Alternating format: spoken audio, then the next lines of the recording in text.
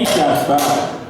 Villastar es una de las escuelas de Jota que dirige Joaquín Icinta, además de Mora de Rubielos, La Prueba de Valverde, Alfambra y no me dejo ninguna más. Y Villastar. Villastar es la más reciente.